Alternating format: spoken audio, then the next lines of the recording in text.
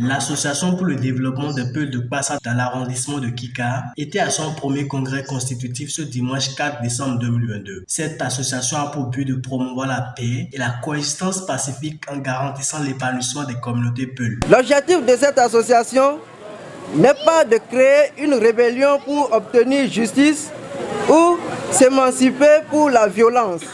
Non. Nous ne serons pas une milice armée. L'objectif de cette association, c'est de créer des moyens plus pacifiques, diplomatiques et civilisés afin que la communauté Peul et les autres communautés puissent vivre en harmonie avec zéro violence, zéro conflit.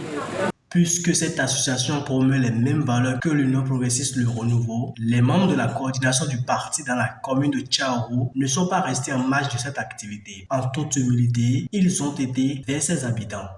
Notre parti, l'Union progressiste Le Renouveau, ne pouvait pas rester en marge de cet événement et c'est pourquoi nous avons fait le déplacement pour venir honorer cet événement. Parce que l'Union progressiste Le Renouveau adhère également aux valeurs de paix, aux idéaux de coexistence pacifique des peuples. Il était important pour nous de venir ici pour exprimer notre soutien à cette communauté. Deuxième motif de notre participation, la communauté Peul est une communauté importante pour l'Union progressiste Le Renouveau dans la commune de Tchaourou. Afin d'apporter sa pierre à l'édifice, Dima Adamou, membre du parti Union progressiste Le Renouveau et directeur exécutif de l'ONG Ensemble pour la paix et le développement du Bénin, a sensibilisé les populations sur les maux qui minent le développement de cette localité. J'ai attiré leur attention sur le fait que lorsqu'on n'a pas vu son enfant à la veille, et qu'on ne l'a pas vu aujourd'hui, dans l'ordre normal des choses, il importe qu'on s'interroge. Mais malheureusement, lorsque un père Peul voit son fils revenir du village avec une moto Bajaj ou bien Djenana, il l'applaudit. Comme quoi mon fils est devenu un garçon, il est devenu adulte, sans lui demander qu'as-tu vendu.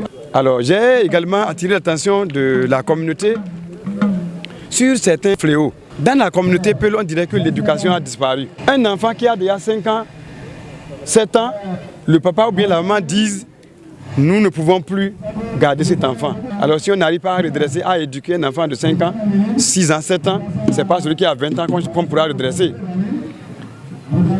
Ensuite, vous verrez des enfants Peul qui ont transformé le sodabi, les boissons, en lait. Autrefois, la boisson du Peul, c'est le lait. Mais aujourd'hui, ils vont dans les marchés.